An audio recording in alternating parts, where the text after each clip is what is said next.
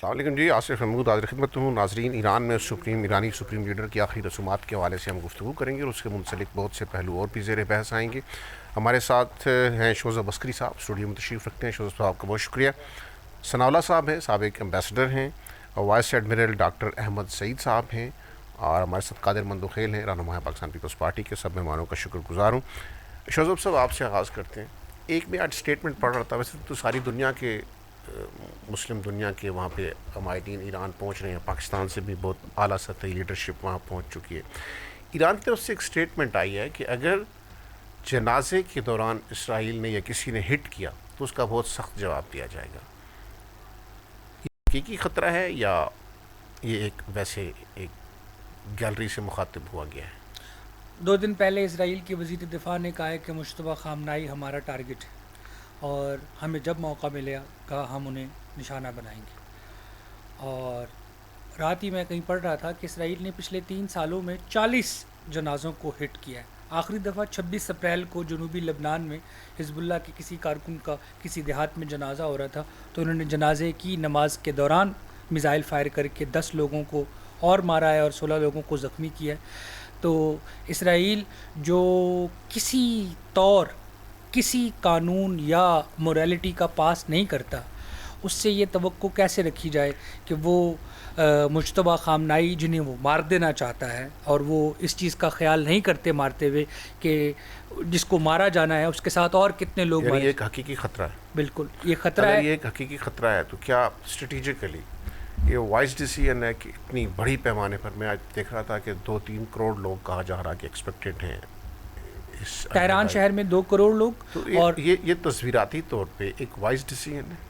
یہ چونکہ جنگ بند ہے امریکہ اسرائیل اور ایران کے درمیان، ایک قسم سے وہ جو ایک دوسرے کے خلاف پہلے میزائل اور بمباری اور یہ سب کچھ ہو رہا تھا وہ تو نہیں ہو رہا.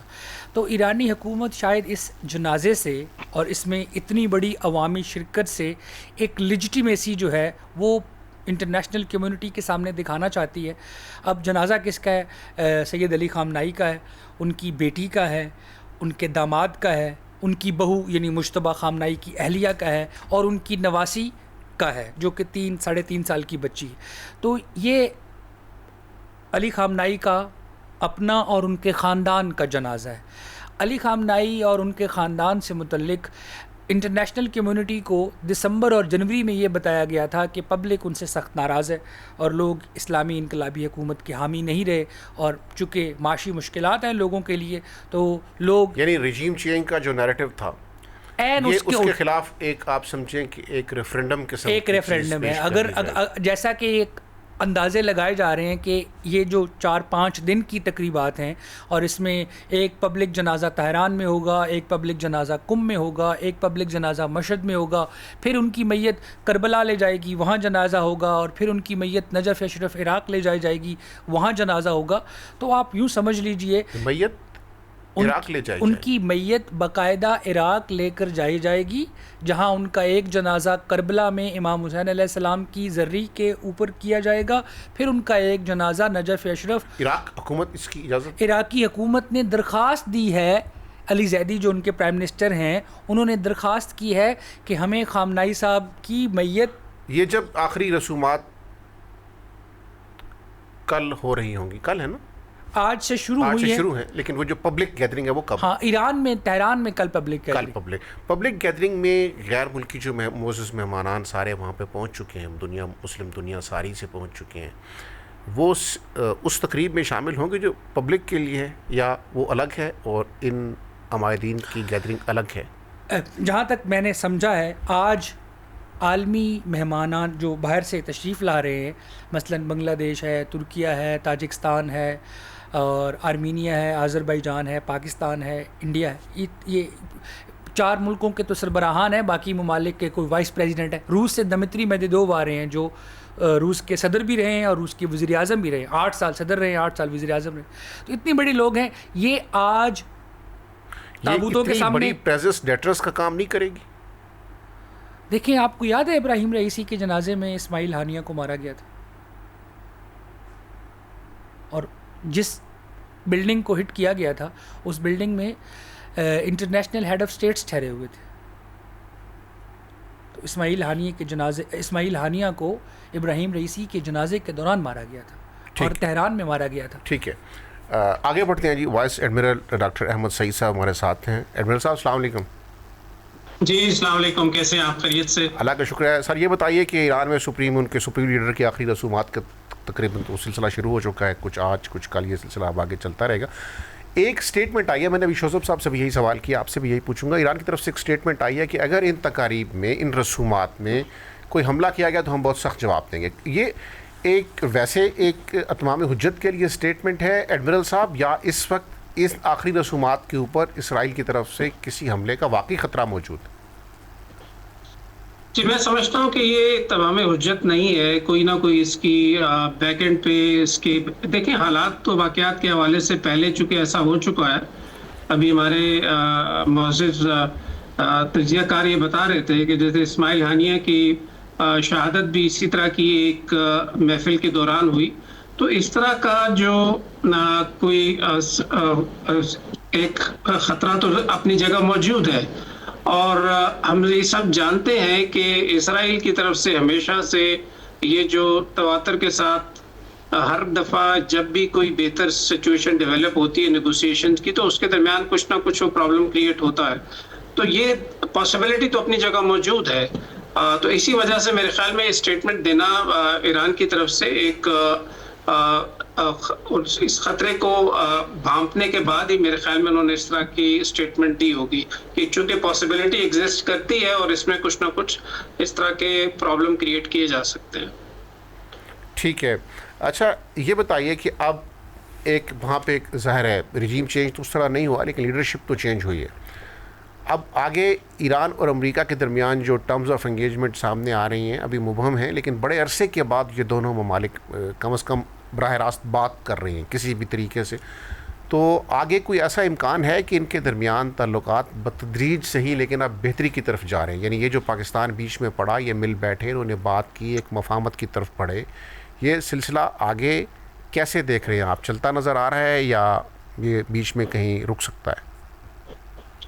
دیکھیں اس میں تین مختلف جہتیں ہیں جو چل رہی ہیں. ایک تو یہ ہے کہ سمجھنے کی ضرورت ہوگی ہمیں کہ امریکہ میں چونکہ الیکشنز ہیں تو وہاں پہ جو بات چیت ہے اس کا تعلق ایک اپنے عوام کے حوالے سے ہی ہوتا ہے. وہ پولیٹیکل سٹیٹمنٹس ہیں, لیکن جو اصل بات چیت ہے وہ یقینی طور پہ یہاں پہ ان ٹیمز کے دوران ہو رہی ہے جو کہ بیٹھ کے ٹیکنیکلی چیزوں کو سارٹ آؤٹ کر رہے ہیں. جیسے کہ ابھی دوحہ سے جو خبریں آئی ہیں اس میں قطر کی طرف سے یہ بات کی گئی ہے کہ بہت پازیٹیو سائنز ہیں جو بات چیت ہو رہی ہے. یقینی طور پہ اس میں دو تین چیزیں جو بڑی سٹکنگ پوائنٹس ہیں, جس میں اسٹریٹ آف ہارمز کے کنٹرول کے اوپر ابھی کوئی واضح بات چیت نہیں بن پائی. اسی طریقے سے ڈی نیوکلیئرائزیشن کے اوپر جو اسپیشلی کہ کتنے عرصے کے لیے پابندی ہوگی اور اس طرح کے مسائل ہیں وہ بھی بات چیت کے ذریعے چلائے جا رہے ہیں. اور جو لیبنان کا صدرن لیبنان کا جو فرنٹ ہے وہ بھی اسی طریقے سے ابھی تک سارٹ آؤٹ نہیں ہوا. لیکن ان سب کے درمیان میں جو انسینٹیوز ہیں اور جو پرفارمنس ہے اس کے اوپر زیادہ توجہ دی جا رہی ہے تاکہ ایک مانیٹرنگ میکنزم ہو جائے جس کے تحت ان سب چیزوں کو ایک مربوط طریقے سے دیکھا جائے. تو میرے خیال میں ابھی تو یہ بات چیت چل رہی ہے اور آج کی بات جب بھی یہ دوحہ میں ختم ہوئی تو بڑے پازیٹیو نوٹ پہ ہوئی ہے. جے ڈی وینس صاحب کا بھی اس پہ جو بیان آیا وہ یہی تھا کہ we are not going back to the combat, ہم جنگ کی طرف واپس نہیں جا رہے. اور اسی طریقے سے پریزیڈنٹ ٹرمپ نے بھی اس کو بڑی امید افزا بات کی ہے. تو میرے خیال میں تو پروگریس بہتر ہے اور آہستہ آہستہ جیسے جیسے آگے چلے گی. اور اگلا جو ان کا سیشن ہے وہ جو شہید روحانی پیشوا علی خامنہئی صاحب کی ان کی بریل کے بعد ان کا دوبارہ یہ سلسلہ شروع ہوگا 9 جولائی کے بعد. تو اس کے بعد باقی حالات کے اوپر پھر بات چلے گی. جی ٹھیک ہے. ثناءاللہ صاحب کی طرف پڑھتے ہیں. ثناءاللہ صاحب السلام علیکم. وعلیکم السلام جی, شکریہ بہت بہت آپ. ثناءاللہ صاحب آپ سفارتکاری آپ کا میدان ہے, میں آپ سے یہ سمجھنا چاہ رہا ہوں کہ اس وقت ایران میں ان کے سپریم لیڈر کی آخری رسومات شروع ہو چکی ہیں اور معاملات نئے سپریم لیڈر کے ہاتھ میں ہیں. یہ جو قیادت چینج ہوئی ہے یہ کیا امریکہ اور ایران کے درمیان ایک پریکٹیکل قسم کے تعلقات کو آگے بڑھا سکے گی, یا یہ وہی پرانی جو ان کی رائیولری رہی ہے, ایک پرانا نیریٹو تھا, پورا ایک بیانیہ تھا, چیزیں اسی کی ہوسٹیج ہو کے رہ جائیں گی دونوں اطراف سے؟ بیسیکلی اس کے بارے میں مختلف قسم کی آرائیں ہیں، آپ نا اسیس کر سکتے ہیں، کوئی حتمی بات تو کہہ نہیں سکتے، لیکن اگر دیکھیں پہلی نظر میں تو لگتا یہ ہے کہ ذرا اس کا اظہار بھی ہوا ہے عالمی سطح پہ بھی اور ایران میں تو ضرور ہوا ہے کہ سخت رویہ ہوگا، کیونکہ جو نئے نا بنے ہیں آیت اللہ صاحب وہ خود بھی زخمی ہوئے، اس کی فیملی کا بھی ذاتی رنجش بھی ہے، اور اس کے بعد وہ ان کا لنک زیادہ تک وہ ان لوگوں کے ساتھ ہے جو زیادہ انتہا پسند ہیں اس گروپ میں، اور وہ اس طرح نہیں دیکھ رہے جس طرح سیاسی طور پہ دیکھنا چاہیے۔ میرا اس سے تھوڑا سا مختلف ہے، میں یہ جو جذبات ہیں یا ہیومن ہے نا انجریز ہیں، ایموشنز ہیں، اس کا اپنا ڈپلومیسی میں اثر ہوتا ہے، اور اس پہ ہمارے ہاں تو نہیں پڑھایا جاتا، لیکن ایموٹیو نا ڈپلومیسی ایک سبجیکٹ کے طور پہ اب پڑھائی جا رہی ہے انٹرنیشنل یونیورسٹیز میں کہ ایموشن کیسے نا ڈٹرمن کرتے ہیں، کتنا بڑا فیکٹر ہوتے ہیں پالیسی میکنگ میں۔ تو ثناء اللہ صاحب یہ جو ایموشنز کیا مکمل کرنے دیں گے؟ جی پلیز اگر اجازت ہو تو جی پلیز کیری آن۔ میرا ذاتی خیال یہ ہے کہ اسی قیادت نے یہ بھی دیکھ لیا کہ کتنی تباہی ہوئی ہے، اور یہ قیادت ہے نا میرا خیال ہے، اور یہ بھی دیکھ چکی ہے کہ ابھی تو یونائٹڈ ہے ایرانین عوام، لیکن اس میں تفرقہ بھی دیکھ چکی ہے، تو یہ ان ساری چیزوں پہ اوور کم کرنے کے لیے یہ ایک گولڈن چانس ان کو مل رہا ہے۔ ٹھیک ہے، تو ابھی تک جو آپ نے ہرمز کے پہ کنٹرول مینجمنٹ اور اس طرح کا جو یہ کرنا چاہتے ہیں، ان کو بھی میرے خیال کے مطابق ان کو احساس ہے کہ یہ بہت مشکل کام ہے۔ ٹھیک ہے ثناء اللہ صاحب، if you let me allow to raise a simple question، آپ نے ایموشنز کی بات کی، that's very pertinent۔ یہ جو کہا جا رہا ہے کہ آخری تقاریب میں، آخری رسومات میں کروڑوں لوگ متوقع ہیں، اس سے جو سینٹیمنٹس آئیں گے، چونکہ آپ نے سینٹیمنٹس کی بات کی اس لیے میں یہ سوال پوچھنا چاہ رہا ہوں، وہ سینٹیمنٹس تو بہت شدید ہوں گے، وہ تو امریکہ کے حوالے سے بہت ہوسٹائل ہوں گے، وہ جو ایک ماحول بنے گا اس تقاریب کے بعد، وہ ظاہر ہے کہ اس طرح مفاہمتی تو نہیں ہوگا، جو ایک سیاسی مزاج ہوتا ہے، ایک عوامی مزاج ہوتا ہے، لوگ دکھ میں ہیں، لوگوں کی ایک کیفیت ہے، لوگوں کے جذبات مجروح ہیں، وہ جو سینٹیمنٹ سے ایک ماحول بنے گا وہ مفاہمتی اور مذاکراتی عمل کو آگے بڑھانے میں کہیں سازگار رہے گا یا اس کی راہ میں رکاوٹ بن سکتا ہے؟ سینٹیمنٹس کے حوالے سے پوچھ رہا ہوں۔ بالکل آپ کا خدشہ نا درست ہے ایک حد تک، میں نے پھر بھی کہا ایک حد تک لمیٹڈ وے میں، کیونکہ جب نا یہ ہو گیا تھا ایم او یو سائن ہوا تھا، میں آپ کو واپس لیے چلتا ہوں تہران میں کتنی جوبیلیشن ہوئی تھی، اس کا یہ مطلب نہیں تھا کہ سارا کا سارا تہران امڑ آیا، لیکن ایک جذبات تھے کہ وہ بھی سکون چاہتے ہیں، وہ ابتری سے نکل کے اپنے پرانے دور میں جانا چاہتے ہیں جو لیویبل تو تھا، اور پھر اس میں بہتری بھی چاہتے ہیں۔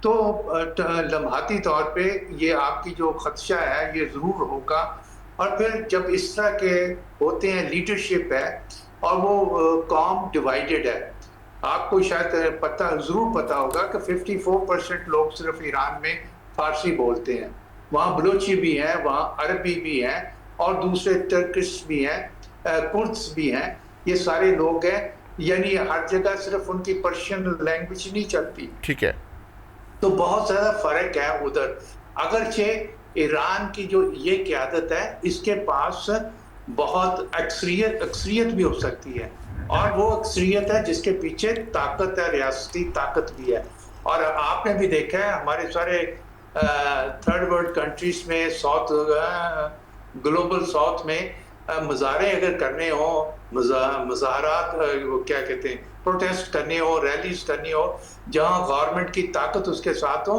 تو بڑے پٹواری نظر آ جاتے ہیں، بہت جلد سے جلوس بڑے بن جاتے ہیں، بڑے ماتم بن جاتے ہیں۔ تو اس کا یہ مطلب نہیں ہے کہ وہ سارے کے سارے جو لوگ وہاں نعرے بازی کریں گے وہ واقعی دل سے چاہیں گے کہ یہ جنگ ہونی چاہیے۔ ٹھیک ہے، کیونکہ جنگ سے لوگ تنگ آ گئے ہیں، یعنی سینٹیمنٹس ایک الگ چیز ہے اور وار اسٹریٹجی ایک الگ چیز ہے، آپ یہ کہہ رہے ہیں، بالکل ٹھیک ہے۔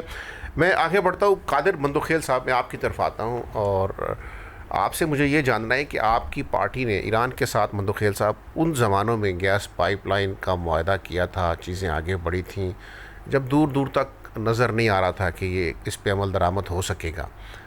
اب اللہ کا شکر ہے کہ وہ وقت آ گیا ہے کہ جہاں آپ کا کیا ہوا وہ کام اب پاکستان کے کام آ سکتا ہے. یعنی بھلے لوگوں نے اس وقت بڑی تنقید کی کہ یہ کیا کر رہا ہے, اس کے اوپر یومیہ اتنا فائن ہو رہا ہے, اور ظاہر ہے وہ فائن بھی بہت بڑا تھا کیونکہ ہم نے تو اپنا کام دباؤ کی وجہ سے نہیں کر پا رہے تھے, انٹرنیشنل پابندیاں تھیں, مسائل تھے. اب قادر مندوخیل صاحب, مجھے آپ سے یہ جاننا ہے کہ وہ جو کام آپ کی حکومت کے دور میں ہوا تھا, ان بدلتے ہوئے حالات و واقعات میں اس کو منطقی انجام تک پہنچایا جا سکتا ہے یا ابھی بھی اس میں کچھ پرابلمز ہوں گی؟ بہت شکریہ جی. بالکل پرابلم تو کوئی نہیں ہے. بالکل آپ نے درست فرمایا. آصف علی زرداری صاحب کے دور میں جب ایران کی بارڈر تک یہ لائن آ گیا اور دنیا بھر کی پابندی تھی, مگر میں یہ سمجھتا ہوں بڑی بدقسمتی سے یہ امریکہ جو ہے نا, یہ دنیا کے لیے سپر پاور نہیں ہے, صرف ہمارے لیے. دنیا کے اوپر پابندی نہیں تھی, صرف ہمارے اوپر تھی. اسی ایران سے چابہار پورٹ انہوں نے باقاعدہ ہندوستان کو دی تھی. اسی ایران سے پیٹرول ہندوستان بھی جا رہا تھا, چائنا بھی جا رہا تھا, سری لنکا اور بنگلہ دیش بھی جا رہا تھا, مگر پابندی تھی تو ہمارے اوپر تھی. چلو ٹھیک ہے, ہم کمزور تھے, جو بھی ہے. آج الحمدللہ آج تو ہم برابری پہ آ گئے نا. آج تو جو اپنے آپ کو ترم خان سمجھتے تھے دنیا کا, امریکہ, وہ تو پاکستان کے سامنے وہ ایک لحاظ سے فیس سیونگ دیا پاکستان نے ان کو. اور میں یہ سمجھ رہا ہوں کہ اس صورتحال سے ہم نے فائدہ پہلے تو نہیں اٹھایا, لیکن اب اٹھانے کا وقت آ گیا. اس کی وجہ یہ کہ 6 روٹس آلریڈی پاکستان جو ہے نا وہ بنا چکی ہے ایران تھرو بلوچستان کے اندر, ایران کے راستے. اور میں آپ کو بتاؤں کیونکہ میں اوریجنلی تعلق بلوچستان سے میرا, بلوچستان میں ایران سے کبھی سامان رکا ہی نہیں ہے. یعنی سریا وہاں سے آ رہا ہے, وہاں سے آپ کا پورا جو بیکری آئٹم ہے وہاں سے آ رہا ہے, ڈیزل پیٹرول تو ہائی رہے وہاں سے, مطلب ہر چیز آ رہا ہے جو پاکستان میں مہنگی ہے اور ایران میں سستی وہ آ رہا ہے. اور پھر اس کے ساتھ ساتھ حکومت کی میں نائلی سمجھوں گا وہ یوں کہ یعنی 2-3 روپے پاکستانی روپی میں ایران کے اندر پیٹرول ڈیزل مل رہی ہے. آپ اگر بارڈر سے جو ٹینکر کے ذریعے یا ڈبوں کے ذریعے لا رہے ہیں, اس میں کتنے اخراجات ہوگا پاکستان کے اندر لانے کے, 40 روپے 50 روپے اور کیا. اور بدقسمتی سے آج کی تاریخ میں بھی میں نے اپنی بھائی لا کے زو فون کیا, انہوں نے کہا 310 روپے پیٹرول چل رہا ہے, جبکہ پاکستانی پیٹرول 300 روپے میں مل رہا ہے, کیونکہ پاکستانی تو ہے ہی نہیں ہے. تو بلکہ میں یہ کہوں گا کہ پاکستان, پورا پاکستان کے 50% پیٹرول پمپوں میں ایران کا پیٹرول بک رہا تھا پاکستانی ریٹ کے اوپر.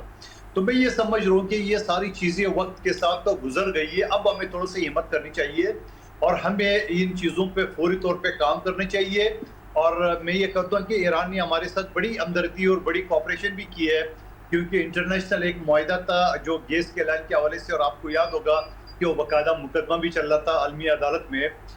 مگر میں سمجھ رہا ہوں کہ ایران نے ہمارے ساتھ بڑی رعایت کی ہے, اور آگے چل کے مزید, چونکہ ایران کے اوپر ایک لحاظ سے ہم نے احسان بھی کی ہے کہ ہم نے امریکہ کے ساتھ ان کا معاہدہ کرا دیے, اور یہ احسان آپ کو مانے یا نہ مانے, قادر مندوخیل صاحب سب سے بڑا امریکہ پہ کیا. جی ہاں, قادر مندوخیل صاحب بالکل آپ درست کہا کہ یہ احسان امریکہ کے اوپر بھی پاکستان نے کیا. یہ گیس پائپ لائن آپ کے دور میں شروع ہوئی, اور امکان اب جو پیدا ہوا ہے اس میں بھی آپ ہی کا دور ہے. آپ کا دور اس لحاظ سے ہے کہ آپ he had of the state ہیں, اس وقت زرداری صاحب سربراہ ریاست ہیں. تو کیا ہم یہ سمجھیں کہ زرداری صاحب صرف دیکھیں گے نہیں کہ حالات سازگار ہو جائیں تو یہ گیس پائپ لائن اس پہ کام ہو, بلکہ وہ ہیڈ آف اسٹیٹ کے طور پہ حکومت کو قائل کریں, یا اگر کہیں کوئی مسائل ہیں تو وہ اس کو دور کروائیں, دور کریں, اور یہ منصوبہ وہ پایہ تکمیل تک پہنچا جائیں اپنے دور صدارت میں؟ دیکھیے میں ایک چیز بتاؤں آپ کو میرے خیال میں جو ہے نا وہ غلط تجزیہ کر رہے ہو معذرت کے ساتھ. ہیڈ آف اسٹیٹ کے اختیارات کیا ہے؟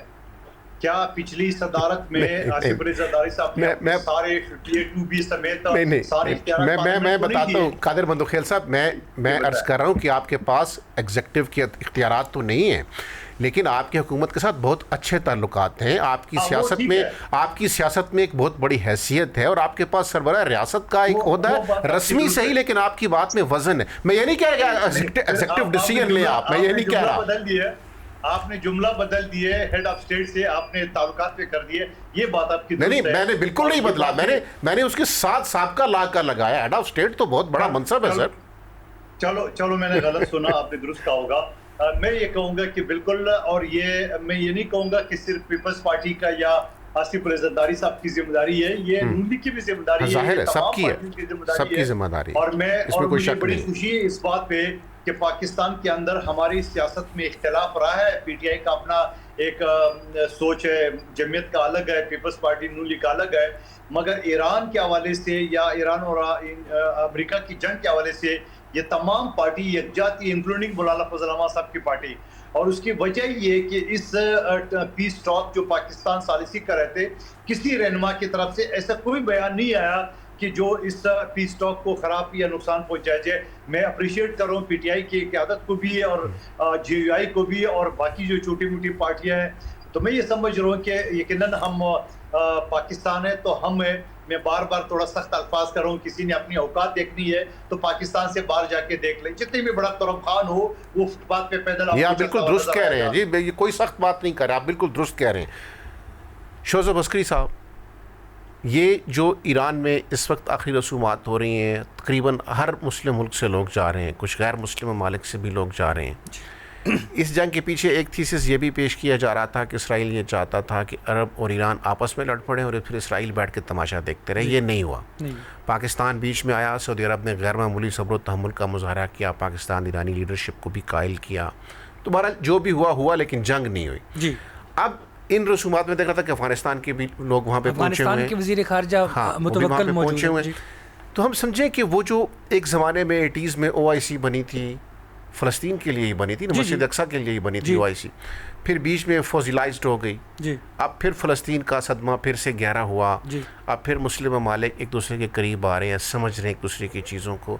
तो वो जो सेंटीमेंट्स थे OIC के 80s की दहाई में, वो मफाहमत, भाईचारा, ब्रदरहुड, वो दोबारा किसी हद तक प्रिवेल कर सकता है, किसी हद तक। मैं उनको बहुत मिसाली नहीं कह रहा, मैं कह रहा हूँ कि प्रैक्टिकली किसी हद तक। आसिफ साहब, ये किसी हद तक नहीं है, ये बहुत मिसाली है और बहुत क्या कहते हैं उसे, एक फ़ैसला कुन लम्हे की तरफ बात जाती हुई नज़र आती है। बही माना कि पिछले साल जब दोहा में हमास की टीम पर इसराइल ने हमला किया सितंबर 2025 में, तो कतर की मोनार्की की सिक्योरिटी की गारंटी अमेरिका के पास है। अल उदैद बेस वहाँ इसलिए है कि अमारात कतर जो है उसका तहफ़्फ़ुज़ किया जाए, या दीगर GCC ममालिक में 1974 के बाद से जो अमरीकी अड्डे हैं वो इसी मकसद से हैं कि ईरान के हमलों के नतीजे में या किसी भी गैर मुल्की बैरूनी जार ताकत के हमले के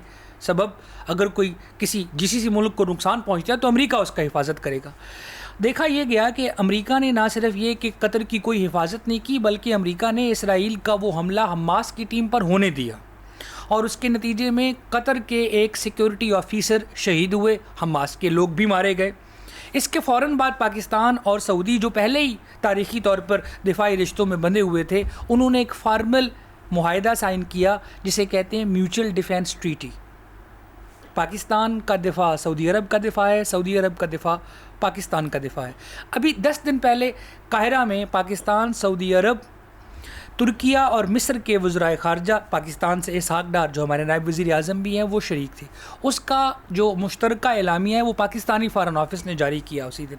उसके आखिरी 2 पैराग्राफ में लिखा हुआ है कि 1967 की सरहदों पर फ़लस्तीन के क़याम के अलावा मशरिक़ वस्ता के मसले का कोई हल नहीं है जिसका दारुल हुकूमत मशरिक़ी बैतुल मुक़द्दस होगा।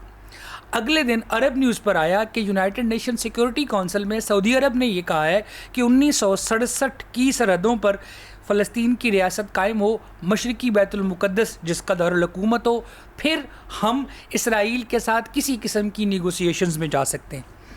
तमाम माहिरीन दिफाई जो दुनिया में गैर जानिबदार तज्ज़िया कार हैं वो ये कह रहे हैं कि पाकिस्तान वेस्ट एशिया या मिडल ईस्ट जो भी नाम पुकारें उसमें पोस्ट अमेरिकन वर्ल्ड ऑर्डर, चूँकि इस मुआहदा जो 14 नुकाती मुआहदा उसकी शिक नंबर 5 ये कहती है कि United states affirms that it will leave the reason that is close proximity to Iran, वो इस खित्ते में ईरान की पहुंच से दूर चला जाएगा। امریکہ اگر دور چلا جاتا ہے تو بہت سے لوگ اس کی مختلف تشریحات کر رہے ہیں، مگر وہ یہ کہتے ہیں کہ ہم یہ نہیں کہتے کہ امریکہ 2200 کلومیٹر سے بھی پیچھے چلا جائے گا جو کہ ایران کے میزائلوں کی رینج ہے، لیکن یہ کنفرم ہے کہ گلف ممالک سے امریکی افواج پیچھے چلی جائیں گی۔ گلف میں امریکہ کے 19 اڈے ہیں جن میں سے 13 مکمل تباہ ہو چکے ہیں۔ قطر نے اور سعودی نے دونوں نے یہ کہا ہے کہ اس جنگ کے بعد گلف ممالک دوبارہ جائزہ لیں گے کہ وہ کس طرح کا سیکورٹی منظرنامہ ترتیب دینا چاہتے ہیں۔ تمام ماہرین یہ کہہ رہے ہیں کہ پاکستان گلف میں سیکورٹی گارنٹر کے طور پر آگے آ رہا ہے۔ آپ کو یاد ہوگا 2 ہفتے پہلے لبنان کے آرمی چیف پاکستان تشریف لائے تھے اور انہوں نے ایک بڑا معنی خیز بیان دیا تھا، اور وہ یہ تھا کہ ہم پاکستان کی یونائٹڈ نیشنز میں امن مشن میں جو قربانیاں اور خدمات ہیں ان کا اعتراف کرتے ہیں۔ اس بیان سے بہت سے لوگوں نے یہ مراد لیا تھا کہ شاید حزب اللہ کو لیتانی دریا سے پیچھے منتقل کیا جائے، جو کہ انٹرنل لبنان کا اپنا معاہدہ ہے کہ حزب اللہ بلو لائن سے پیچھے آئے گی 10 کلومیٹر، اور سرحد پر UN کی پیس فوج ہوگی۔ بہت امکان یہ تھا کہ پاکستان کی فوجیں لبنان جائیں گی، بلو لائن جو کہ لبنان اور اسرائیل کی سرحد ہے، اور وہاں امن مشن کا کام سر انجام دیں گی۔ جو لوگ ایران کے بارے میں پڑھتے رہتے ہیں وہ یہ جانتے ہیں کہ ایرانی فلسطین کے معاملے کو اپنی اسلامی انقلابی حکومت کی لیجیٹیمیسی کے طور پر نشاط ثانیہ کئی امکانات موجود ہیں۔ یہ کل باقر ذوالقدر ہیں، علی لاریجانی کی شہادت کے بعد مشیر بنے ہیں قومی سلامتی کے۔ انہوں نے کہا ہے کہ وہ لوگ جنہوں نے خامنائی صاحب اور ایرانی عوام کا قتل عام کیا ہے وہ ہمارے غیظ و غضب سے بچ نہیں پائیں گے، وہ جنہوں نے قتل کیا اور وہ جنہوں نے قتل کرنے کے احکامات دیے۔ ایک اس سے پہلے یہ بات کی جا چکی ہے کہ مجتبیٰ خامنائی کا بیان ہے کہ Iran international court of justice میں جائے گا، ایران ICC میں جائے گا، اور ہم ان تمام مقدمات کو وہاں لڑیں گے۔ میں یہ دیکھ رہا ہوں کہ غزہ اور مغربی کنارہ جو بظاہر آپ کو میڈیا میں کہیں ڈسکس ہوتے ہوئے نظر نہیں آ رہے، میڈیا سے مراد BBC ہے یا الجزیرہ ہے یا فاکس ہے وغیرہ وغیرہ، لیکن پاکستان جو ایک کورسو ڈپلومیسی پچھلے 4 سے 6 مہینوں سے کر رہا ہے وہ، اور اس سے پہلے پچھلے 1 سال کے دوران گلف ممالک میں جس طرح کی شٹل ڈپلومیسی ہوئی ہے، کوئی ملک کسی اور ملک جا رہا ہے، کوئی ملک کسی اور ملک جا رہا ہے، ایرانی وزرائے خارجہ مسلسل سفر میں ہے، پاکستان کی ڈپلومیٹک ٹیم مسلسل سفر میں ہے۔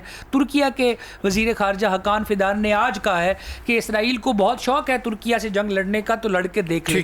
میں یہ کہنا چاہ رہا ہوں کہ فلسطین کا مسئلہ حل ہونا اب اراؤنڈ دا کارنر ہے۔ ٹھیک ہے، شاید اسی وجہ سے اسرائیل بہت زیادہ جہریت کر رہا ہے، شاید ٹھیک ہو گیا، ٹھیک ہو گیا۔ ایڈمرل ڈاکٹر احمد سعید صاحب، میں آپ کی طرف آتا ہوں، آپ سے میرے 2 سوال ہیں۔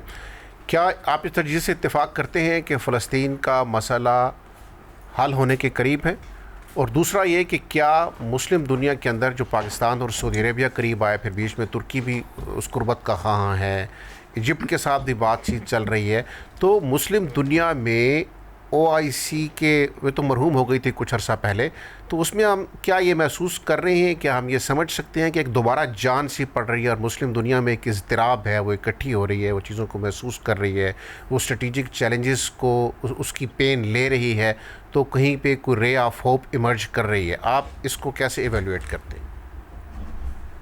جی، پہلا جو آپ کا سوال ہے وہ فلسطین کے حل کی طرف ہے، تو میں یہ کہتا ہوں کہ چونکہ یہ تمام چیزیں جو ان کا سٹارٹ ہے وہ بھی فلسطین ہی کے حوالے سے ہوا، تو میں اس کو اس طریقے سے کہتا ہوں کہ جب تک فلسطین کا مسئلہ پرائورٹی پہ حل نہیں ہوگا اس وقت تک یہ باقی جتنے پوائنٹس ہیں یہ آگے نہیں بڑھیں گے۔ اس کی وجہ یہ ہے کہ ایران نے دیکھیں اپنی جو ٹوٹل اسٹریٹجی ہے وہ میں کہتا ہوں کہ 4H کے اوپر اس نے رکھی ہے۔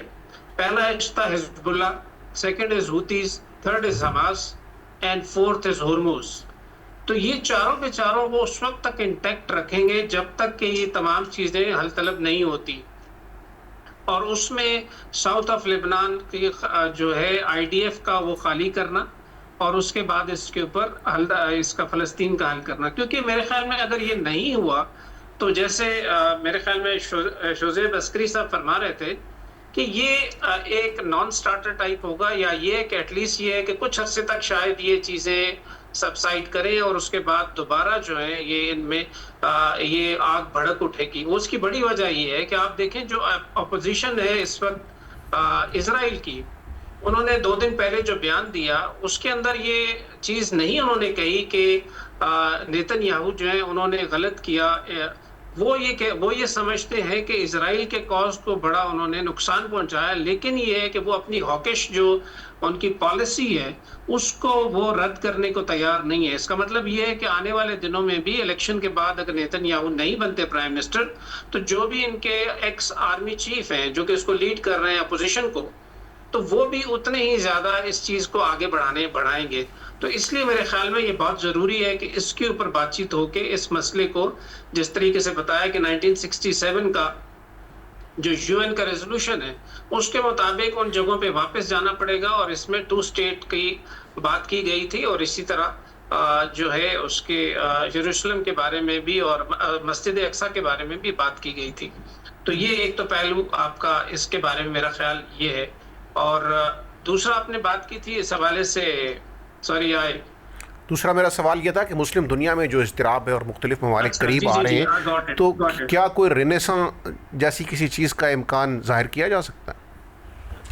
میرے خیال میں بہت سارا OIC کے حوالے سے تو بہت ساری چیزیں میرے خیال میں گزر چکی ہیں. ریوائیول آف OIC شاید اس طریقے سے نہ ہو پائے میرے اپنی ذاتی رائے میں, لیکن یہ ضرور ہے کہ چونکہ اب جو ٹرانزیشن ہو رہی ہے ملٹی پولیرٹی کی طرف, جو کہ میرے خیال میں کافی حد تک ہو چکی ہے, اس کے اندر جو ریجنلزم ہے, اس کے اندر جو ریجن کا اپنا ایک سیکیورٹی سیٹ اپ ڈیولپ ہونا اور اس کے اندر کچھ ممالک کا لیڈنگ رول میں آنا, وہ ضرور ہوگا. اور اس کے اندر میرے خیال میں چونکہ گلف میں ہے ہی تمام مسلم ممالک ہیں, تو ان کا ایک ریجنل سیٹ اپ سیکیورٹی کا ڈیولپ ہوگا, اور اس کے اندر ظاہری طور پہ پاکستان بینگ مسلم اسٹیٹ جو کہ نیوکلیئر اکوپڈ ہے اس کا بڑا ایک رول ہوگا.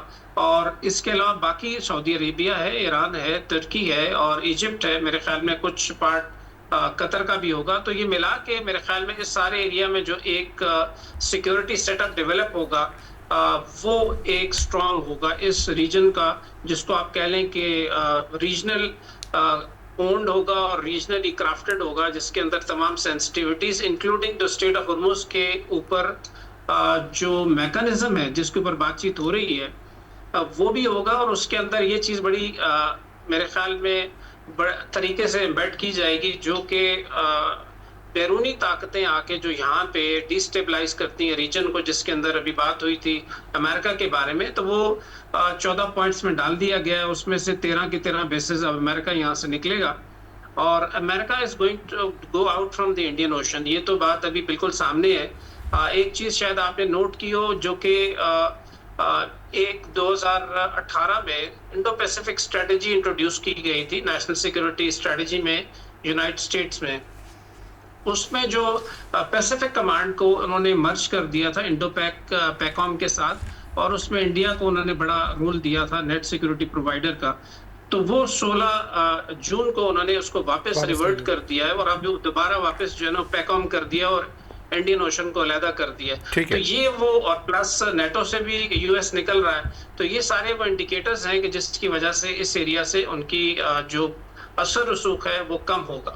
ٹھیک ہے ثناء اللہ صاحب, اگر امریکہ کا اثر رسوخ یہاں پہ کم ہوگا اور امریکہ اگر یہاں سے دھیرے دھیرے ودرا کرے گا جیسے شوذب صاحب کہہ رہے ہیں اور جیسے ایڈمرل صاحب کہہ رہے ہیں, تو اس کے بعد کا جو منظرنامہ ہوگا اس میں پاکستان اور انڈیا کے درمیان تو ظاہر ہے ایک تقابل یا ایک تصادم کی سی کیفیت تو ہے ہی ہے, پھر خطے میں چین بھی ہے, تو وہ اس کے بعد کے منظرنامے میں آپ پاکستان کو کہاں کھڑا دیکھتے ہیں؟ بیسیکلی میں تھوڑا سا مختلف بات کروں گا. ابھی کلاس 5 کی بات کی گئی ہے, میں نے ابھی چیک کیا وہ 14 پوائنٹ میں وہاں کہیں نہیں لکھا ہوا, کو بہت دور چلا جائے گا. MOU کی کلاس 5 کا ذکر کیا گیا. باقی بہت ساری چیزیں جو ابھی کہی گئی ہیں, سعید صاحب نے کہی ہیں, میں ان سے ایگری کرتا ہوں, لیکن میں جو ان کا کنکلوڈنگ پیرا ہے اس سے ایگری نہیں کرتا. امریکہ کہیں نہیں جائے گا, بلکہ میں تو دیکھ رہا ہوں امریکہ کا رسوخ بڑھے گا, کیونکہ جتنا بھی کچھ انہوں نے کیا تھا اس سے سیٹسفائڈ تو نہیں ہے, اور وہ سیکیورٹی اور پروٹیکشن نہیں دے پائے. تو اب وہاں کے خطے کی ہے نا پیسے لے کر اور اس کو ٹیکنالوجیکلی اس کو زیادہ اسٹرانگ کرے گا. اور اس میں کوئی شک نہیں کہ وہ اسرائیل پرو اسرائیل پیکج ہوگا, اور یہ اس میں وہ پھر فریگمنٹیشن, وہ رول اینڈ ڈیوائڈ والا جو سلسلہ ہے وہ بھی کرے گا. پھر پوری کوشش کرے گا ابراہم جو اکارڈ ہے اس کو ریوائیو کرنے کی کوشش کرے گا, اس میں کچھ بیٹ دے گا, کچھ نا اور چیزیں کرے گا.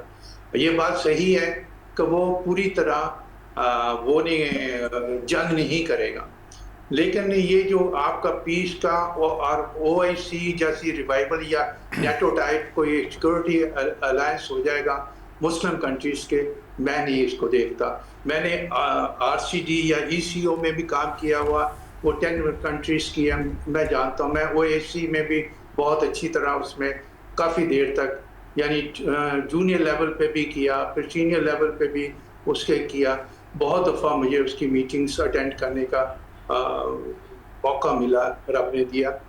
میں اس کی انہیرنٹ پرابلمس جو ہے وہ یہی ہے کہ ہمارے مسلم کنٹری جتنے بھی جن کا نام لیا گیا ہے کہ ایجپٹ ملاقات کی, ان میں سارے کے سارے لیڈر بننا چاہتے ہیں, اور جس گروپ میں ہر بندہ لیڈر بننا چاہتا ہو اس میں پرابلم ہوتے ہیں, بڑے سیریس پرابلم ہوں گے, کمانڈ کے پرابلم ہوں گے.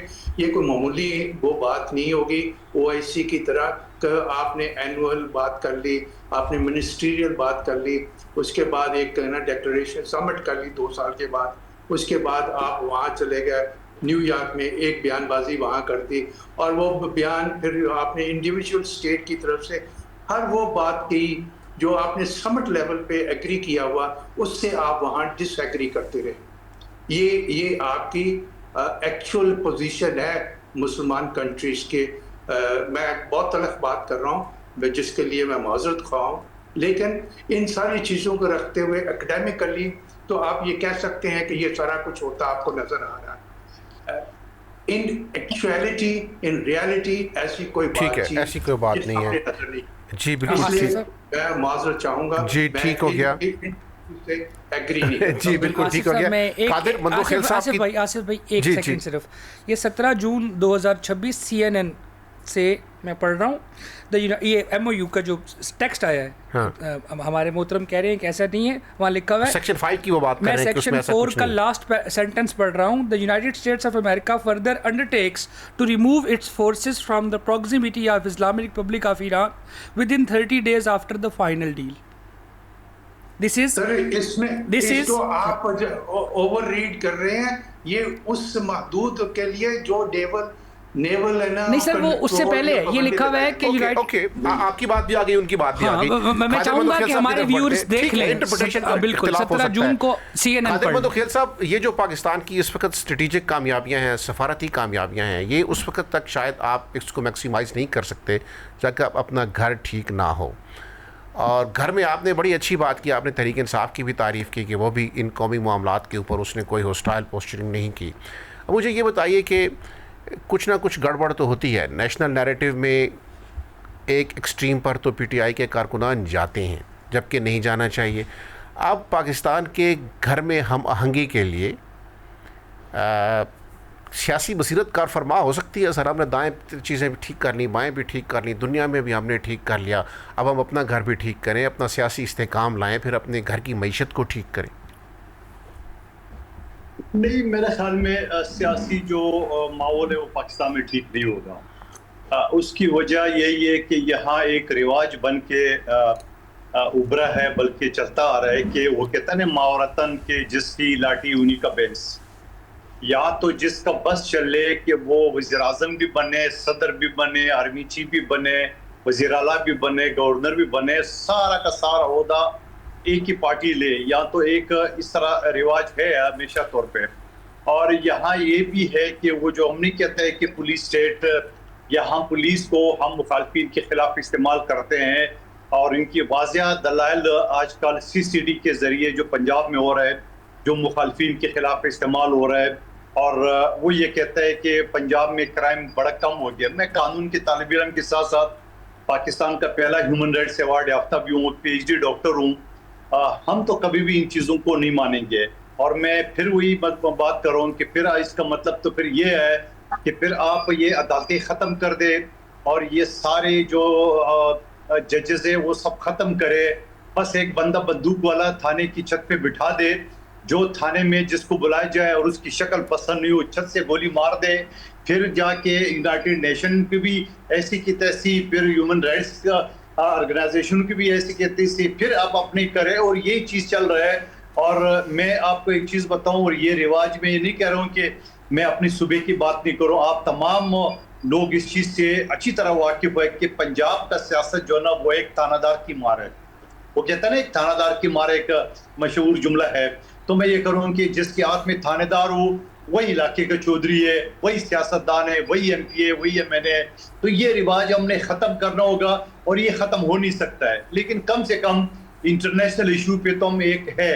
آج اگر میں اس کو ریلیٹ کروں گا آزاد کشمیر کے الیکشن سے، آزاد کشمیر میں جہاں ایکشن کمیٹی جن کے مطالبات ناجائز ہو سکتے ہیں، لیکن اس کو اس طرح ٹریٹ کر کے، اور ملک کے وزیر دفاع کے بیانات، وزیر اعظم کے ایڈوائزر رانا ثناء اللہ کے بیانات، میں یہ سمجھ رہا ہوں کہ ان سے آپ مزید جو ہے نا وہ افراتفری پہ لا رہے ہیں، مزید ہم چلتے پہ جو ہے نا وہ تیل چڑک رہے، تو یہ چیزیں تو ہمارے ملک میں کبھی صحیح ہو نہیں سکتی ہے، کیونکہ یہاں قانون نام کا کوئی چیز ہے ہی نہیں ہے وہاں۔ یہاں تو ہر آدمی، میں نے کہا نا کہ چاہتا ہے کہ بس یہ سب کچھ مجھے مل جائے، تو میں یہ سمجھ رہا ہوں اس کے لیے بھی ایک جو مساق کی جمہوریت تھا اس ٹائپ کی مزید ہونا چاہیے، لیکن اس کے اوپر عمل ہوتے ہوئے مجھے نظر نہیں آ رہا ہے۔ ہر آدمی اس چکر میں ہے کہ بس میں ایک کرسی پکڑ کے بیٹھا ہوں۔ بندوخیل صاحب، ایک زمانے میں آپ میں اور مسلم لیگ نون میں بھی بہت شدید اختلافات تھے، وہ دہرانے کی ضرورت نہیں ہے۔ جو اس وقت پی ٹی آئی اور پی ایم ایل این کے درمیان اختلاف ہیں، اس سے شاید زیادہ شدید اختلافات آپ اور پی ایم ایل این میں تھے، لیکن پھر آپ بیٹھے، آپ نے میثاق جمہوریت کیا، تو ایک وقت آئے گا انشاءاللہ ادھر بھی لوگ بیٹھ جائیں گے، کچھ شدت کم آ جائے گی، کچھ عقل آ جائے گی، کچھ وقت سکھا دے گا۔ دیکھیں، اختلاف ہماری آج بھی ہے۔ میں ہمیشہ یہ بات کرتا ہوں کہ ہم نے حکومت کی جنازے کو بھی کندھا دیا ہوا ہے، اور ہم ہی اپوزیشن کا کردار ادا کر رہے ہیں۔ آپ اسمبلی کے فلور پہ دیکھ لیں، ٹی وی ٹاک شوز میں دیکھ لیں، اور ہر فورم پہ دیکھ لیں، پیپلز پارٹی ہی آواز اٹھا رہی ہے مہنگائی کے خلاف، پیٹرول کے خلاف، لا اینڈ آرڈر کے خلاف۔ باقی اپوزیشن کی جماعتیں وہ کہاں ہیں؟ ان کے تو کوئی مطالبہ نہیں ہے سوائے خان کی ملاقات کراؤ، اور وہ جو خان سے رہائی تھا وہ بھی ختم ہو گیا۔ تو میں یہ سمجھ رہا ہوں کہ چلو اس چیز سے، لیکن جو آپ نے مڈل ایسٹ کی بات کی، مجھے ایک جملہ کہنے دیں۔ مجھے پورا 100% یقین ہے کہ جس طرح شہید ذوالفقار علی بھٹو نے اسلامی ممالک کو پاکستان میں جمع کی ہے، جس کو ان کو جو ہے نا وہ خمیازہ بھی بھگتنا پڑا، میں یہ سمجھ رہا ہوں کہ انشاءاللہ مجھے پورا یقین ہے کہ مسلم دنیا میں پاکستانی جو ہے نا اس کی سرپرستی کرے گا، پاکستانی ان کا سپریم کمانڈر ہوگا پورے اسلامی دنیا کا۔ اور یہ چیزیں جیسا ابھی محترم نے کہا کہ مڈل ایسٹ میں جس طرح امریکن اڈے یا ختم ہو رہے یا وہ سوچ رہے ہیں، ان کو اچھی طرح پتہ ہے، چاہے سعودی عرب ہو، قطر ہو، یا کوئی بھی مڈل ایسٹ کے ممالک، ان کو اچھی طرح پتہ ہے کہ امریکہ نے ایک طرف ہمارے سر پہ ہاتھ رکھا ہوا ہے، اور دوسرے طرف جا کے وہ اسرائیل کو اسلحہ دے رہے ہیں۔ تو وہ تو دگلی پالیسی امریکہ کی نظر آ رہی ہے کہ آپ نے ایک شخص کو ہمارے پیچھے لگا ہے کہ وہ روزانہ بھوگتا رہتا ہے، اور دوسری طرف آپ کہتے ہیں میں آپ کو محافظ ہوں۔ تو آپ ہمارے کہاں سے محافظ ہو؟ آپ تو اپنے آپ میں محافظ نہیں ہو۔ اب ایران نے جو حملے کیے وہ تو اس ممالک میں جو اڈے تھے وہ تو خود پریشان ہے، یعنی آپ گھر میں چوکیدار رکھو اور پتہ چلا چوکیدار کی دشمنی کی وجہ سے آپ کا گھر جو ہے نا وہ انسیف ہے، تو مڈل ایسٹ کا یہ صورتحال ہے۔ تو مجھے پورا یقین ہے کہ انشاءاللہ آنے والا وقت میں پاکستان ان مڈل ایسٹ کے ممالک کا جو ہے نا سرپرستی کرے گا، اور ان تمام ممالک کو ساتھ لے کے چلے گئے، جس طرح شہید ذوالفقار علی بھٹو اور یاسر عرفات اور ان شاہ فیصل اور ان رہنماؤں نے کی ہے، عظیم رہنماؤں نے اسلام کی۔ تو مجھے پورا یقین ہے۔ شوزب صاحب، جی آپ کو بھی یقین ہے؟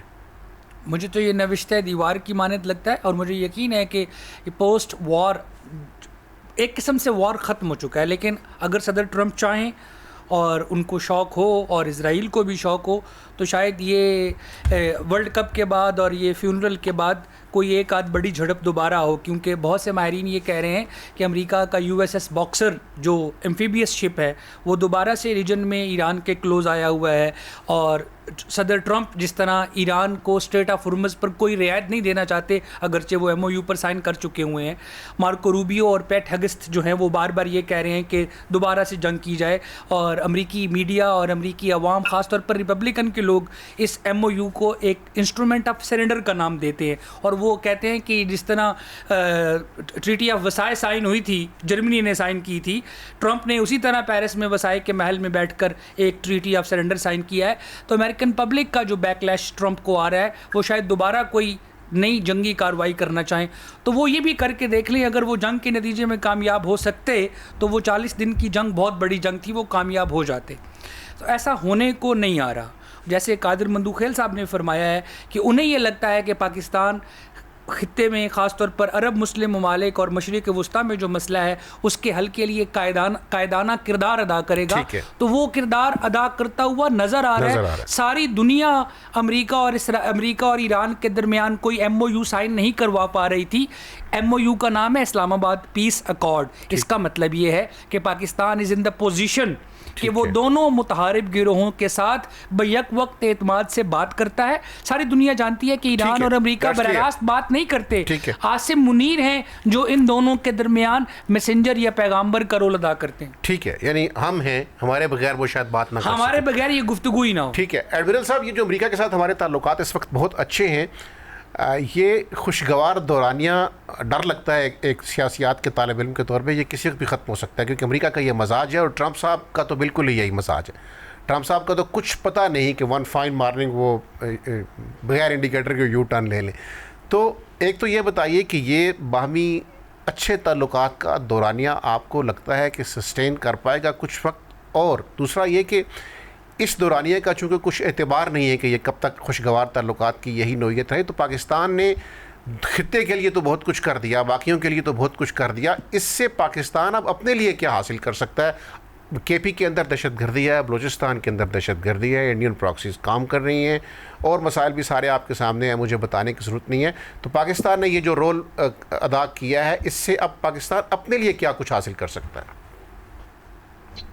جی، پہلی بات تو یہ کہ جیسے آپ نے کہا کہ یونائٹڈ اسٹیٹس آف امریکہ کے جو تعلقات پاکستان جو اس وقت بڑی ہائی ٹون میں چل رہے ہیں، تو میرے خیال میں ابھی یہ سلسلہ چلے گا، اس لیے کہ جو نیگوسیشنز ہیں وہ بھی چلیں گی، اور اس کے بعد بھی جو حالات ہیں ان کے اندر بہت سارے ایسے مسائل ہیں، کیونکہ میں نہیں سمجھتا کہ 60 دنوں کے اندر یہ تمام مسائل حل ہو جائیں گے، کیونکہ پہلے بھی یہ بات ہو چکی ہے کہ جو صرف اگر آپ دیکھیں کہ نیوکلیئر کے اوپر جو JCPOA ہے تقریباً 2 سال اس پہ کام چلا، تو اس میں سے بہت ساری چیزیں تو شاید سارٹ آؤٹ ہو جائیں، مے بی 60%، لیکن باقی چیزوں کے اوپر بات چیت چلے گی، اور پاکستان کی ریلیونس اس حوالے سے ایک میڈیٹر کے حوالے سے یہ چلتی رہے گی۔ تو میرے خیال میں یہ ایک تو پہلی بات تو یہ، اور اس حوالے سے پاکستان کی ریلیونس، اور دوسری چیز یہ ہے کہ جو اس میں جو ایک سیکیورٹی سیٹ اپ جو ہے وہ ڈیولپ ہو رہا ہے، اس کے اندر ظاہری بات ہے پاکستان کی بڑا ایک کلیدی رول ہے، تو اس حوالے سے بھی پاکستان کا رول آگے آنے والے دنوں میں بہت بہتر ہوگا۔ ٹھیک ہے، باقی جو آپ نے کہا کہ انٹرنلی اور ایکسٹرنلی ہمارے ہاں کافی مسائل ہیں، تو اس کا ایک رخ تو یہ بھی ہے کہ یہ تمام چیزیں جو ہیں یہ ایک بیک لیش بھی ہے from the some of our friends on the eastern sides, کہ وہ اس چیز کو سبوٹاج کرنے کے لیے، اور اس میں میرے خیال میں 2 اور ممالک بھی ان کے ساتھ ملے ہوئے ہیں، تو جیسے جیسے یہ چیز آگے بڑھے گی، بیک اینڈ پہ چائنا بھی ہے اور باقی ہیں، تو میرے خیال میں یہ سارٹ آؤٹ ہوتے جائیں گے، اور ہم سمجھتے ہیں کہ ہمارا ایران کے ساتھ جو بھی تعلق بنا ہے وہ ہماری معاشی ترقی کے لیے ایک بہت بڑی لائف لائن ہے، اور اس کے علاوہ پھر اس کے بعد انشاءاللہ آگے جو کنیکٹیوٹی بڑھے گی ہماری سینٹرل ایشین ریپبلک اور اس کے حوالے سے، تو یہ میرے خیال میں ایک بہت خوش آئند بات ہے، تھوڑا ٹائم لگے گا، لیکن یہ ہے کہ ویسی پاکستان کا جو آگے رول ہے۔ جی بالکل ٹھیک ہے، آپ نے بہت اچھے انداز سے اس کے اوپر ہماری رہنمائی کی۔ ثناء اللہ صاحب، میں اب آپ سے بھی یہی پوچھنا چاہ رہا ہوں کہ امریکہ کے ساتھ پاکستان کے اس وقت تو بہت اچھے تعلقات ہیں، لیکن ماضی بتاتا ہے کہ یہ کبھی اچھے رہتے ہیں، پھر اچھے نہیں رہتے، پھر یہ فریز سے بھی ہو جاتے ہیں، تو اس وقت ان اچھے تعلقات سے پاکستان میکسیمم کیا بینیفٹس لے سکتا ہے؟ بیسیکلی سفارتی سطح پہ ہم نے بہت بڑی کامیابی حاصل کی ہے، جس کا ذکر سب دوستوں نے पैनलिस्ट ने किया है, उसमें वजह तौर पे पाकिस्तान फ़ख्र कर सकता है। इसमें सब हुकूमत भी है, अस्करी साइड भी है, सारा कुछ है। लेकिन सफारती प्रोफाइल जो आपने बनाया उसको कन्वर्ट करना इकनॉमिक इंटरेस्ट के लिए, पाकिस्तान के लिए, ये एक और तरह की कामयाबी है। इसके लिए बहुत मेहनत करनी पड़ती है। Automatically diplomatic success does not get transferred into an economic victory और सक्सेस, तो ये बहुत मुश्किल है। बाकी रह गया अमन उस खत्े में होगा या नहीं होगा। मेरे ख्याल में चूँकि की पॉइंट तो वहाँ का फलस्तीनियन इशू है, जब तक आप उसको रिजॉल्व नहीं करते वो बहुत मुश्किल है।